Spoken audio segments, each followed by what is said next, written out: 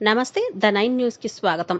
పార్వతీపురం మన్యం జిల్లా సాలూరు పట్టణంలో మాజీ డిప్యూటీ సీఎం పీడిక రాజన్న దొర ఆధ్వర్యంలో భారీ ర్యాలీ నిర్వహించారు. ముఖ్యమంత్రి చంద్రబాబు వెన్నుపోటు పాలనకు 2 ఏళ్లు అంటూ నినాదాలు చేసుకుంటూ స్థానిక వైసీపీ క్యాంపు కార్యాలయం నుంచి మెయిన్ రోడ్డు మీదుగా భారీ ర్యాలీ నిర్వహించారు. తెలుగుదేశం పార్టీ 2 ఏళ్ల పాలనలో అనేక అక్రమాలకు పాల్పడుతున్నారని, సూపర్ 6 పథకాల పేరిట ప్రజలను మభ్యపెట్టి మోసం చేసి గెలిచారని, ఇవన్నీ ప్రజలు గమనిస్తున్నారని, వచ్చే స్థానిక ఎన్నికల్లో ప్రజలు కూటమి ప్రభుత్వానికి తగిన గుణపాఠం నేర్పుతారని ఆయన అన్నారు. ఈ కార్యక్రమంలో సాలూరు, పాచిపెంట, మక్కువ, మెంటాడ మండల నాయకులు, వైసీపీ కార్యకర్తలు, అభిమానులు పెద్ద ఎత్తున పాల్గొన్నారు. ఆంధ్రప్రదేశ్ రాష్ట్రంలోని 175 నియోజకవర్గంలో కూడా ఈరోజు చంద్రబాబు నాయుడు వెన్నుపోటుకు 2 ఏళ్లు కార్యక్రమం నిరసన ర్యాలీని నిర్వహిస్తున్నాం. చంద్రబాబు వెన్నుపోటుకు నిరసన ర్యాలీ కార్యక్రమాలు 175 నియోజకవర్గాలు కూడా నిర్వహిస్తున్నాం. మరి వెన్నుపోటు ఏమిటంటే మీ అందరికీ తెలుసు. హామీలు ఇచ్చారు ఆయన. ముందుగా చెప్పుకోవాలంటే మహిళలు మన దగ్గర ఉన్నారు కాబట్టి మహిళలకు ప్రతి నెల కూడా 1500 రూపాయలు ఇస్తానన్నారు. ఇవ్వలేదు. అంటే మహిళలకి వెన్నుపోటు పొడిచారు, మీ అందరికీ తెలుసు. అదేవిధంగా నిరుద్యోగులు కూడా ప్రతి నెల 3000 రూపాయలు ఇస్తానని చెప్పారు. ఒక్కరికి కూడా ఇవ్వలేదు. అంటే నిరుద్యోగులందరికీ కూడా వెన్నుపోటు పొడిచారు. సుమారు 1 కోటి మందికి పైగా నిరుద్యోగులు ఉన్నారు, 1 కోటి మందికి పైగా మహిళలు ఉన్నారు. అది మేము చెప్పింది కాదు, ఈనాడు పేపర్లో చెప్పిన స్టాటిస్టిక్సే నేను చెప్తున్నాను. అలాగే పెన్షన్లు, 50 సంవత్సరాలకే పెన్షన్లు ఎస్టీలకు,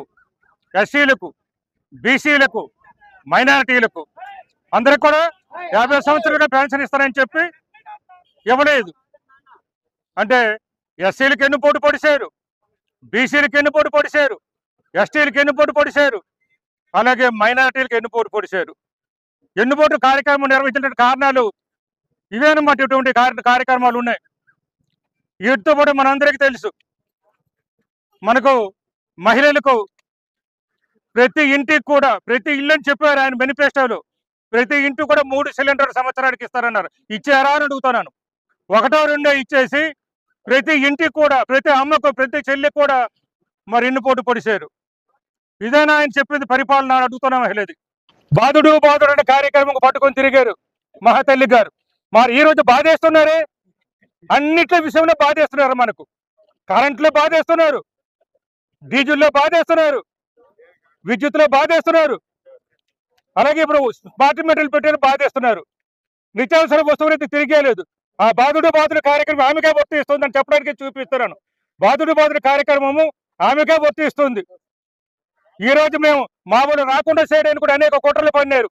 గతంలో చూసుకోండి, 3 సంవత్సరాల వరకు కూడా ధర్నాలు నిరసన కార్యక్రమం చేయలేకపోయారు.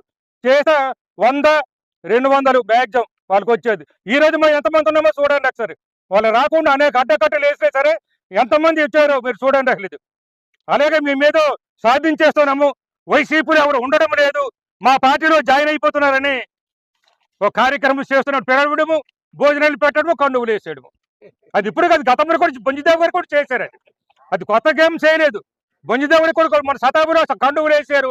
నేను వెళ్తే చెప్తున్నారు ఎన్నికైనప్పుడు చూద్దాం సార్, మీరు ఎందుకు అనవసరం వరి పడిపోతారని చెప్తున్నారు శతాబ్దిలో అన్ని చోట్ల కూడా. ఇదనమాట. ఇప్పుడు చూడండి అబద్ధాలు. తర్వాత మాత్రం అన్ని కూడా ఎగ్గొట్టడం, ఎన్నుపోడు కార్యక్రమాలు చేయడం. ఇవి చూడండి జగన్ ఇచ్చిన పథకాలు. జగన్ 3,32,000 కోట్లు అప్పు చేశాడు. జగన్ 3,32,000 కోట్లు 60 నెలలకి ఆయన అప్పు చేశాడు. ఈయన 24 నెలలకే 3,40,000 కోట్లు అప్పు చేశారు. మరి నేనేం చేశారో ఆ వివరాలు ఇమ్మని అడిగితే ఇంతవరకు ఇవ్వడం లేదు చంద్రబాబు నాయుడు గారు.